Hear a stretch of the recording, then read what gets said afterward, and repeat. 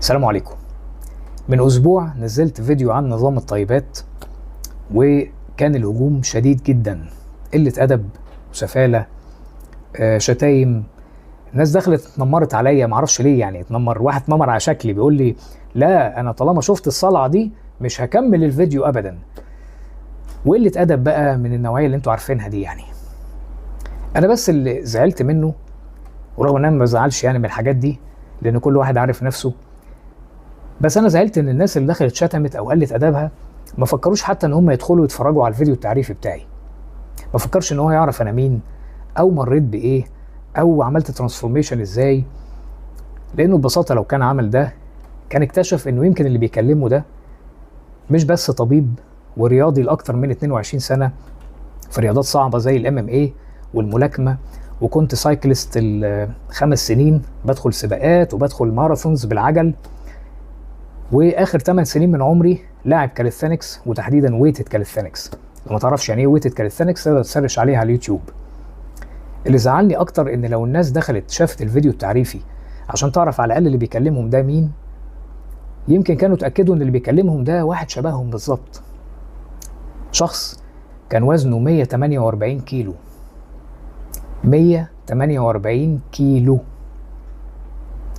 عملت ترانسفورميشن وتحولت تماما، وكنت قلت حتى في الفيديو التعريفي بتاعي ان انا رجعت اذاكر طب من اول وجديد، لان اكتشفت ان في حاجات كتيره احنا كدكاتره ما كناش دارسينها عن التغذيه في الكليه، ودكاتره اقصد بيها كل الاقسام، سواء بقى في اسنان سواء طب بشري ايا كان.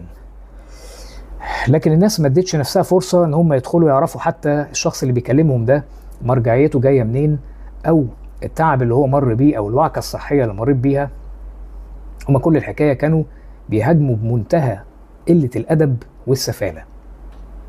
والحقيقه ان انا مش زعلان منهم، لاني بقالي اكتر من سنه بعمل فيديوهات، والفيديوهات ليها متابعين من نوع خاص كده، والناس بتدخل تتفرج وكلهم بيحاولوا ان هم think critically او يفكروا بنقديه، لان اساس الفيديوهات دي اساسا قائم على الكريتيكال ثينكينج، التفكير النقدي، ان احنا ما ناخدش كل حاجه كده وما ناخدش اي نظام نطبقه زي ما هو.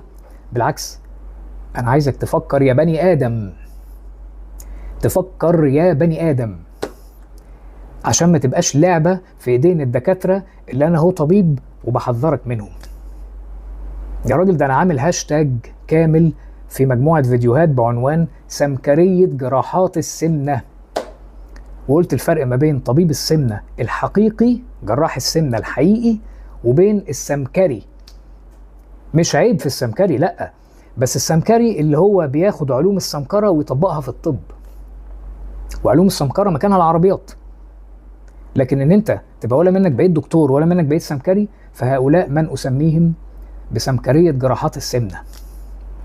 فلما حضرتك ترمي كل ده، ما تفكرش حتى تعرف انا مين او ايه المعاناة اللي مريت بيها عشان احاول ان انا اساعدك، وتختصر كل ده في انك انت تدخل تهاجمني لمجرد ان انا هاجمت الصنم الله يرحمه ويحسن اليه، اللي رسخ لمبادئ ليس لها اي علاقه بالطب، وربنا يرحمه ويتجاوز عنه، يعني هو بين ايدين ربنا دلوقتي.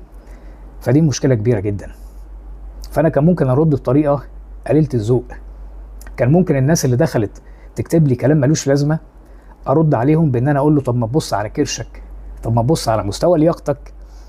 حد من العيال الصغيره الشباب الصغيرين اللي اعتبرتهم زي اخواتي الصغيرين، وقلت معلش هو صغير ومش فاهم، وتعاملت معاه بمنتهى الادب. كان ممكن ادخل اقول له انت لا تجرؤ ان انت تعمل عقله بوزن جسمك. حضرتك انا بعمل عقله وانا شايل 60 كيلو زياده، بعمل متوازي، تمرين متوازي وانا شايل 55 كيلو زياده. ما رضيتش ان انا انزل فيديوهات ليا وانا بتمرن، لانه ده هيبقى نوع من التنظير، ولان لو عملت كده، لو قلت لك كل بيبي وهتعمل نفس التمارين دي، انت هتصدقني وتقول لي ايوه الراجل ده اكيد معاه حق.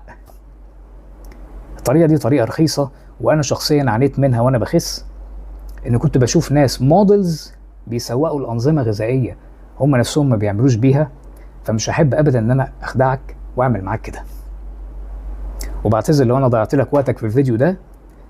اللي عايز يتابع يتابع، واللي مش عايز يتابع وعايز يدخل يشتم برضه، فمعلش خد من وقتك 12 دقيقه وادخل اتفرج على الفيديو التعريفي بتاعي اتليست على الاقل هتعرف مين اللي بيكلمك وان انا مش عايز منك حاجه في الاخر.